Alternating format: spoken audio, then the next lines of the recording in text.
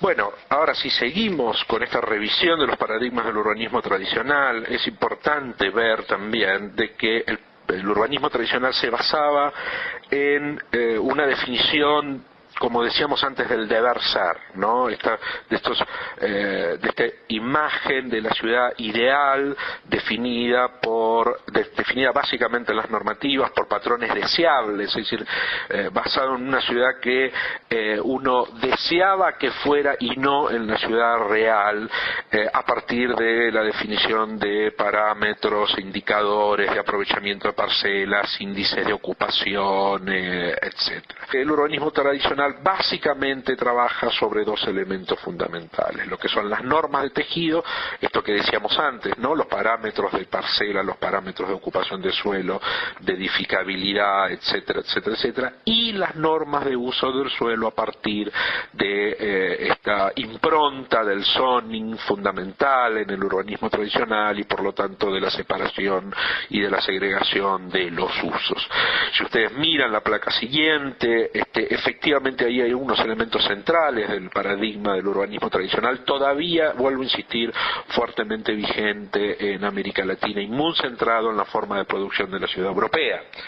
En particular, estos elementos que estamos marcando, el urbanismo tradicional opera sobre un paradigma, si ustedes quieren, higienista, o sobre un criterio, mejor dicho, básicamente higienista, de que hay que ocupar la menor cantidad de suelo posible, exige grandes parcelas, en muchos de los códigos y de los planes urbanos de nuestras ciudades se premia la parcela grande. Si yo estoy trabajando sobre una exigencia de menor ocupación de suelo y una exigencia de grandes parcelas, obviamente esto me lleva al tercer punto, es decir, necesariamente la ciudad que me da como resultado estas dos primeras cuestiones es la de la ciudad vertical, la de la verticalización del urbanismo, la ruptura de la calle tradicional como un elemento central, este horror a la calle española tradicional propia de nuestras ciudades que ha tenido el urbanismo funcionalista, la segregación de usos y funciones. Este es un elemento extraordinariamente importante en el urbanismo tradicional, es decir, la idea basada en aquel paradigma de la Carta de Siam, de las 4 funciones básicas y por lo tanto de que usos y funciones no pueden mezclarse en la ciudad, y por último en un conjunto muy uniforme de criterios, indicadores, en general numéricos, de factores de ocupación, densidad, que en general abstractos y numéricos sobre la ciudad. Ahora, si ustedes pasan a la placa siguiente, la ciudad latinoamericana es exactamente al revés de lo que acabamos de decir.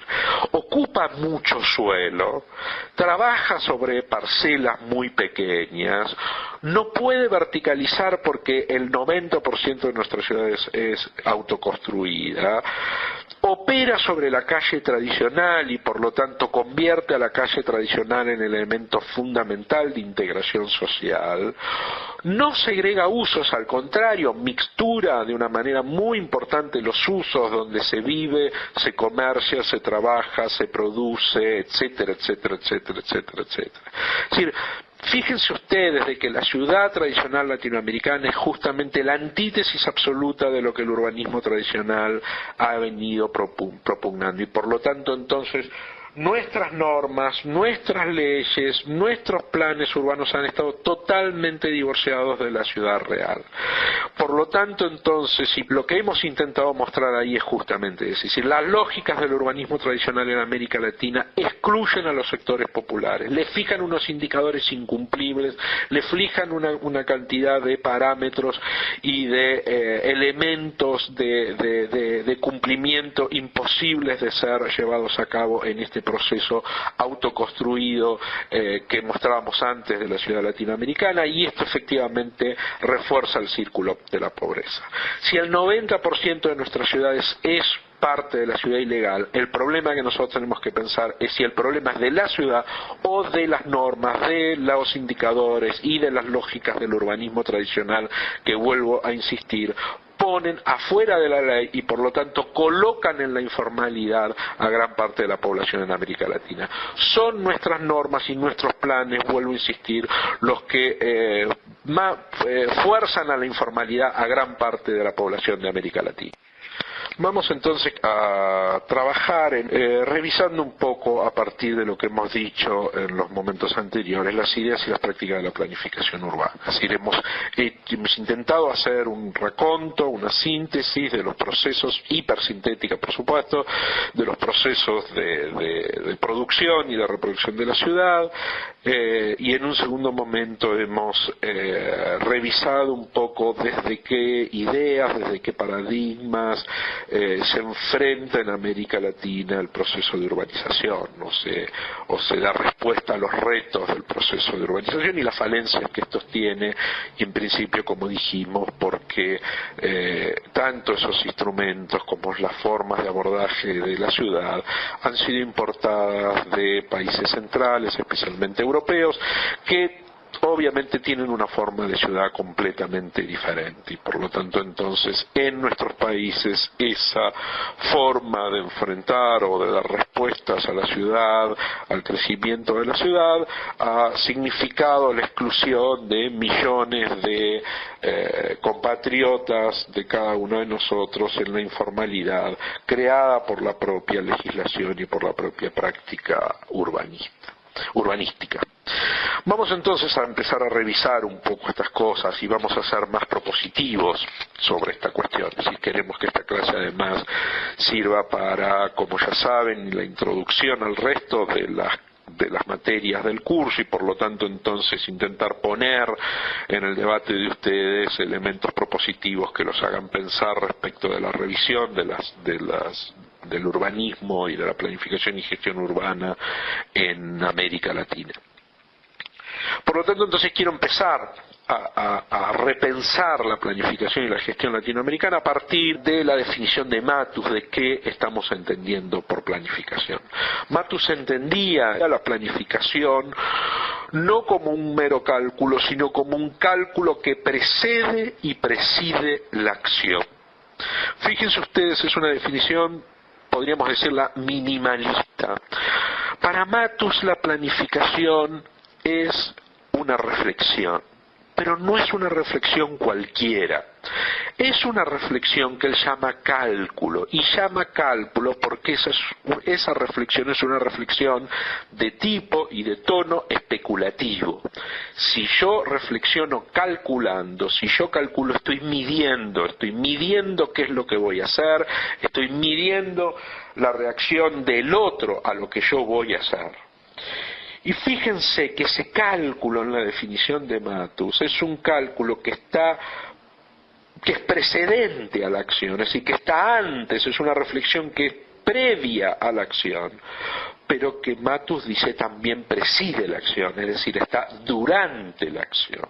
Es decir, que aquí, como estamos diciendo, cálculo y acción, planificación, reflexión y gestión, planificación y gestión son cara de la misma moneda, son inseparables y son recurrentes.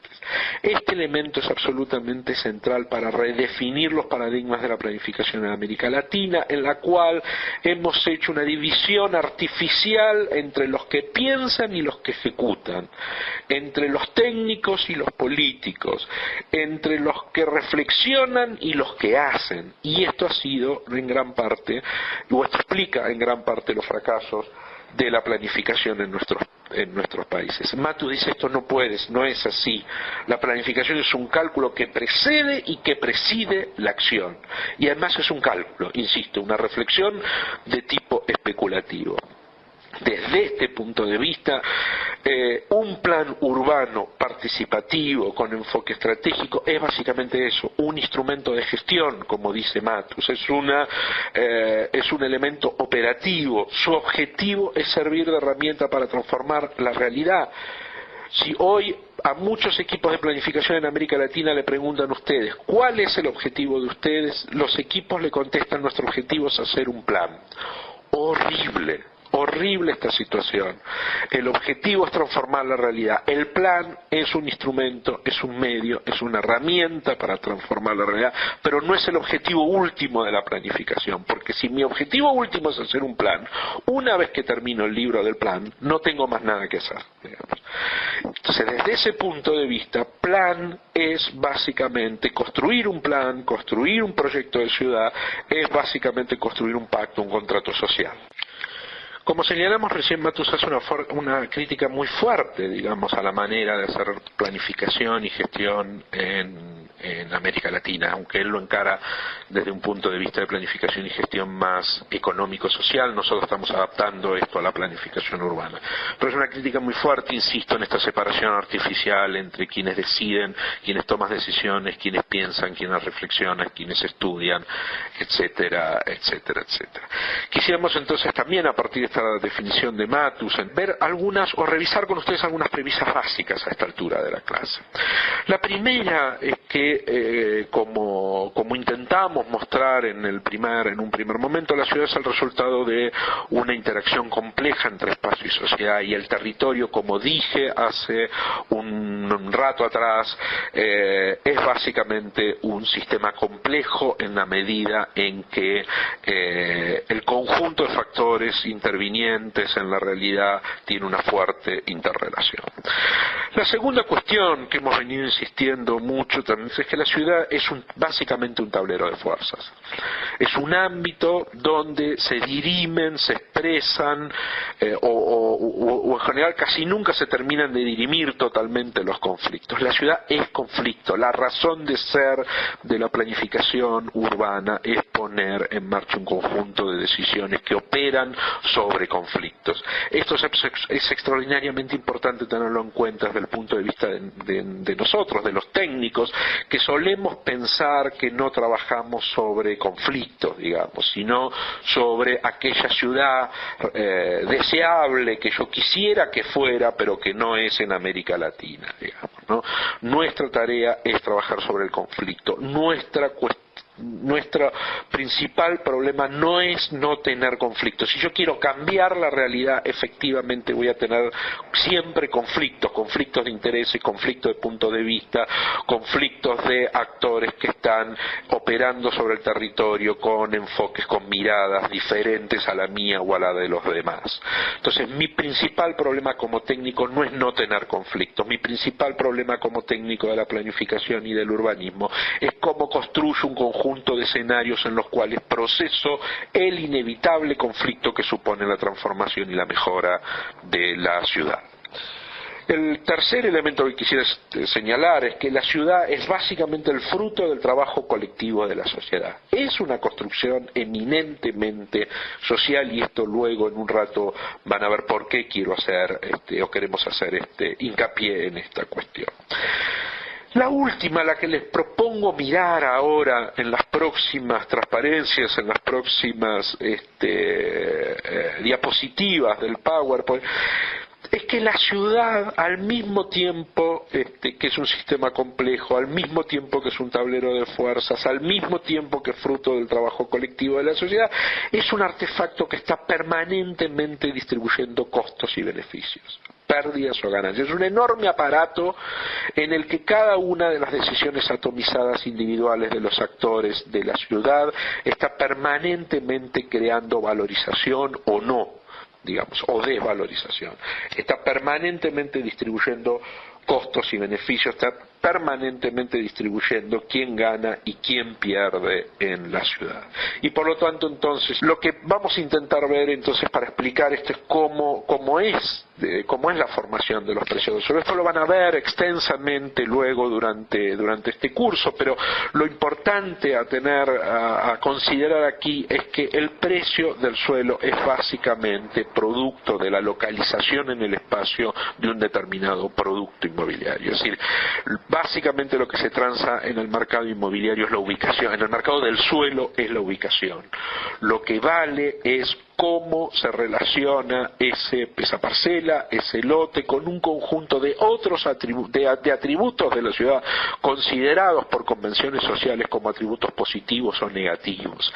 La distancia, la posición que yo tengo respecto de esos atributos positivos, léase, por ejemplo, el centro, o un centro comercial, o una avenida muy accesible, la cercanía o la distancia que tengo con esos atributos considerados positivos, o la cercanía o distancia que tenga con atributos considerados negativos, como un basural o una fábrica, etcétera. O sea, son los que van a determinar el precio del suelo. El mercado inmobiliario opera esencialmente bajo estos tres mecanismos: califica a través de infraestructura, equipamientos diferencialmente, por lo tanto valoriza diferencialmente y por lo tanto tiene la capacidad de diferenciar socialmente a la población en el espacio.